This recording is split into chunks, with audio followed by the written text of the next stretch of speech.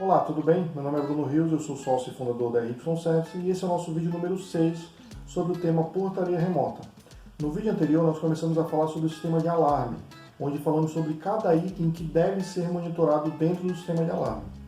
No vídeo de hoje nós vamos concluir esse assunto detalhando sobre cada um desses itens. Se você não assistiu os vídeos anteriores, clica no link na descrição desse vídeo, acesse a nossa página no YouTube e lá você pode assistir todos os vídeos. Bom, o primeiro item que deve ser monitorado é o alarme perimetral e o monitoramento deve ser feito através de cerca elétrica e sensores infravermelho ativos. E não é um ou outro, e sim os dois em conjunto.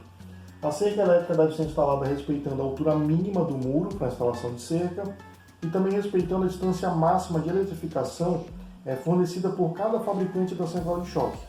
Essa distância máxima não é o perímetro de cerca, e sim a distância máxima do fio de aço.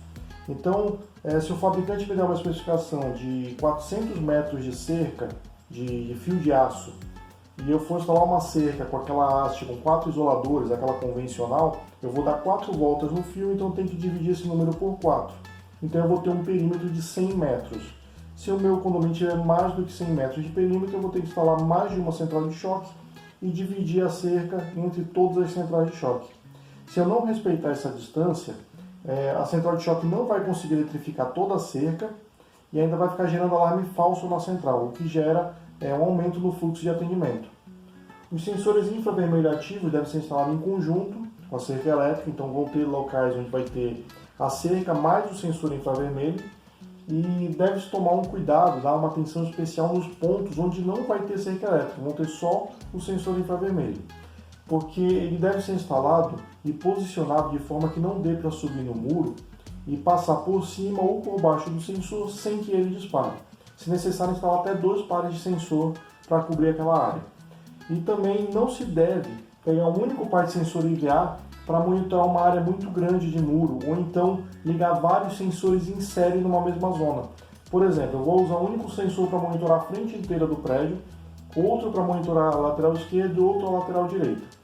Aí eu pego os 3 sensores e ligo em série numa zona da central de alarme. Se alguém pular o muro e disparar o alarme, eu não vou saber por onde houve a intrusão, porque eu estou monitorando 90% do condomínio numa única zona. Então é preciso fragmentar para poder saber exatamente onde houve a intrusão quando houver um disparo. Outro item que deve ser monitorado são botões de pânico em áreas restritas do condomínio, como por exemplo a sala onde vão ficar os equipamentos de portaria remota. Se alguém for forçado a entrar ou entrar lá e tiver em risco, ele tem que ter a possibilidade de acionar o pânico. Outro item são as caixas de comando da portaria remota, onde vão estar os equipamentos da portaria remota. Então a abertura dessas caixas tem que ser monitorada através de um sensor instalado na porta, ligado numa zona 24 horas da central de alarme e separar também cada caixa numa zona diferente. Então se houver um disparo da caixa de comando, a central vai verificar se há uma ordem de serviço para esse condomínio. Se houver, ela vai verificar com qual técnico está essa ordem de serviço e entrar em contato com ele para verificar se foi ele que abriu para fazer manutenção ou se foi uma abertura indevida.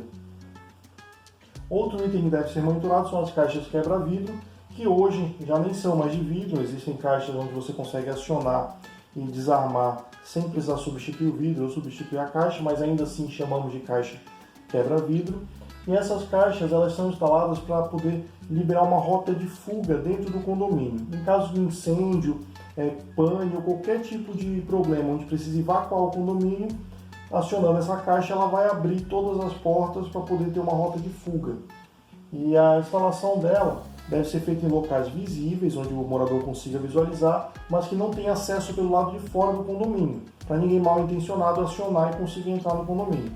E onde elas forem instaladas é preciso ter uma câmera, porque não tem como registrar quem fez o acionamento. Então a câmera que vai mostrar. Se uma pessoa mal intencionada for lá e acionar essa caixa, através da imagem dá para saber quem foi. E a ligação dela no sistema de controle de acesso deve ser feita diretamente na fechadura.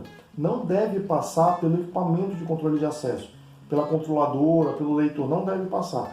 Porque se o sistema de controle de acesso der alguma pane, quando acionar essa caixa ela não vai conseguir abrir o portão. Então ela deve ser ligada direto na fechadura. No caso de fechaduras eletromagnéticas, insere com a alimentação na fechadura. Então quando acionar, ela vai cortar a alimentação da fechadura e o portão vai abrir. E portões elétricos automáticos diretamente no acionamento do portão.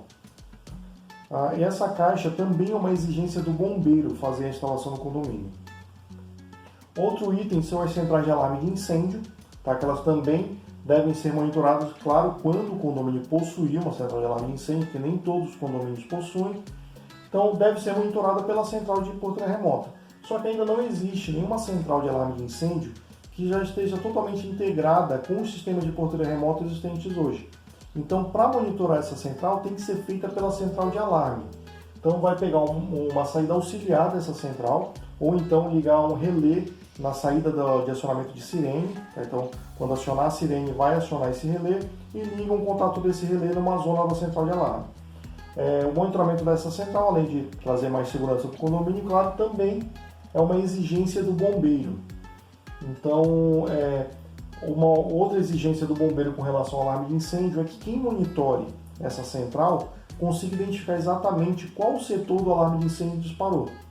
Só que, como ela está ligada numa única zona, não tem como fazer isso. Então, a solução é instalar uma câmera visualizando o display dessa central de alarme de incêndio. Então, quando houver o disparo, o operador vai abrir a câmera, visualizar no display qual zona disparou e fazer a tratativa do alarme de incêndio. Depois que ele fez a tratativa, é necessário que ele possa mandar um comando remoto para poder desarmar essa central e restaurar ela e silenciar a sirene. Então, é necessário também ligar um acionador ou do controle de acesso ou uma PGM da central de alarme no reset dessa central. Então, depois que o operador fez a tratativa, ele manda o comando remoto, silencia a sirene e restaura a central de alarme de incêndio. Tá? Isso também é uma exigência do bombeiro. Outro item que deve ser monitorado são as aberturas de porta através de sensores. Então, ele vai indicar tanto o status, se o portão está aberto ou fechado, para ajudar no atendimento. Caso contrário, quando o operador mandar o comando, ele tem que ficar perguntando: abriu, senhor, abriu? Com o monitoramento da porta, ele consegue saber se de fato o portão abriu ou não.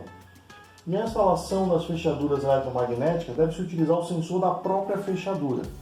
Porque quando a gente utiliza um sensor externo ligado no próprio portão, quando o portão começa a fechar, antes dele encostar e magnetizar a fechadura para ela de fato fechar, ele já dá contato no sensor. E aí acaba dando um falso status de que o portão está fechado. Quando a gente utiliza o sensor da própria fechadura, ele só fecha o contato quando a fechadura está totalmente magnetizada. Então, dessa forma, elimina um falso status de porta fechada. Tá? Esse sensor ele vai monitorar também se o portão não fechou. Então, se por algum motivo o morador abriu e depois não fechar esse portão, após um tempo ele vai gerar um alarme de porta aberta. Ou seja, eu fiz um acionamento, passei minha biometria, passei um dispositivo válido, fiz uma abertura, depois de um tempo não fechou o portão porque eu não quis ou porque teve algum problema, ele vai avisar a central para a central mandar um comando de fechamento ou entrar em contato com o condomínio para fazer o fechamento do portão. E esse sensor ele também monitora arrombamento do portão, que é o inverso do alarme de porta aberta. Então, eu não tive um acionamento válido, mas abriu o sensor, ele não conta tempo nenhum. Imediatamente ele já dispara um alarme de arrombamento dentro da central. Agora a gente tem um pequeno problema. O sensor da própria fechadura, no caso do arrombamento, ele pode acabar não disparando, porque geralmente quando tem um arrombamento numa fechadura eletromagnética, geralmente se quebra o suporte da fechadura ou o próprio portão. E aí o blank da fechadura ele sai junto com a fechadura e continua colado, então ele não vai abrir o sensor.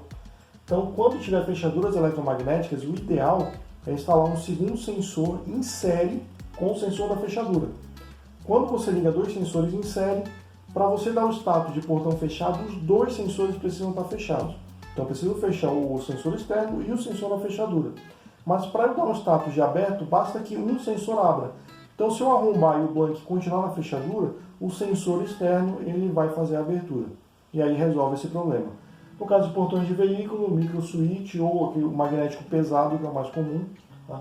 E deve tomar cuidado também com a instalação e o posicionamento desses sensores.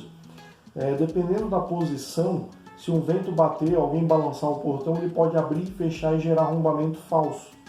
E portões de veículo, principalmente o basculante, é comum ele bater na hora que ele vai fechar, e aí ele bate, volta e fecha. Então nesse bate e volta, ele acaba abrindo o sensor e disparando arrombamento na central. Então tem que tomar cuidado com o posicionamento desse sensor para não ficar gerando alarme falso e aumentar o fluxo de atendimento na central. Tá? Outro item que deve ser monitorado é o monitoramento de dupla passagem, que é através de um sensor infravermelho, a famosa fotocélula de anti-esmagamento. Pode-se utilizar a mesma fotocélula de anti-esmagamento já do próprio portão ou pode instalar uma fotocélula só para isso. Se for utilizar a mesma já do anti-esmagamento, aí tem que ligar 2 relés no acionamento desse sensor. Quando passar, um relé vai fazer a função de anti-esmagamento e o outro vai avisar o sistema de controle de acesso à dupla passagem. A dupla passagem funciona da seguinte forma: fiz um acionamento válido, abriu o portão, ele começa a aguardar a passagem do veículo. A primeira massa passou, ele conta. Se a segunda massa, um carona, uma pessoa a pé, entrar para tentar assaltar ou invadir o condomínio, ele vai disparar. Se o portão estiver fechando e alguém passar na frente do sensor, o anti-esmagamento vai fazer o portão abrir e a dupla passagem ainda vai estar funcionando. Ele só zera o contador da dupla passagem quando o portão é totalmente fechado, e aí ele dá o status de portão fechado, aí ele zera o contador. E por último, o monitoramento do pânico ou coação. Tá? No caso da biometria, nós vamos ter uma biometria específica para pânico. Então a gente recomenda os dedos usuais, né, polegar ou indicador, para não gerar desconfiança na hora de utilizar a biometria de pânico. Proximidade, já existe alguns equipamentos, não são todos, mas existe alguns que você passa 2 vezes, ou você passa e deixa o dispositivo de proximidade e ele gera o evento de pânico. Senha é uma senha específica para pânico. Controle remoto de veículos tem um botão específico ou qualquer botão se pressionado e segurado por alguns segundos. Nós recomendamos sempre a instalação do controle de acesso, a gente vai falar isso no próximo vídeo, onde a gente vai entrar no assunto controle de acesso, que a gente recomenda sempre a instalação de no mínimo 2 pontos de acesso, porque aí também ajuda no pânico. Se o morador for entrar e acionar um pânico no portão da rua, por exemplo, o operador vai visualizar nas imagens, mas ele vai ter que, através das imagens, identificar se é um alarme real. No segundo ponto de acesso, quando o morador colocar sua digital de pânico, ele está confirmando que ele está pedindo ajuda para a central. Então, por isso que precisa ter no mínimo 2 pontos de acesso. No caso de veículos, no primeiro portão recomendamos controle remoto, no segundo portão, na clausura, biometria. Então ele vai acionar o pânico do controle, na clausura ele vai colocar sua digital de pânico, ele está confirmando que está pedindo ajuda. Se o condomínio não tiver clausura, no hall do elevador lá na garagem, para chamar o elevador para abrir a porta corta-fogo, tem que ter uma biometria também, para ele poder ter esse duplo acionamento. No caso de tag veicular, por enquanto não existe ainda nenhum tipo de acionamento de pânico para tag. Então, tag nós só recomendamos em condomínios onde tem clausura de veículos, porque no primeiro portão ele entra com a tag, no segundo ele põe sua digital de pânico e no hall do elevador ele põe sua digital de pânico também. E assim ele confirma. Bom, esses são os itens que devem ser monitorados, devem funcionar exatamente dessa forma como eu acabei de apresentar.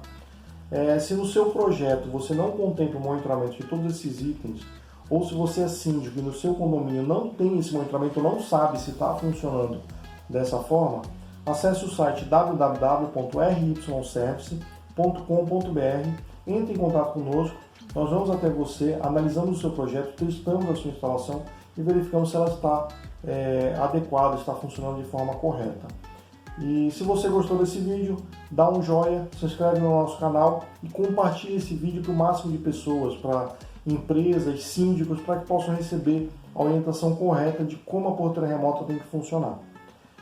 No próximo vídeo nós vamos falar sobre o sistema de controle de acesso e eu aguardo vocês lá no próximo vídeo.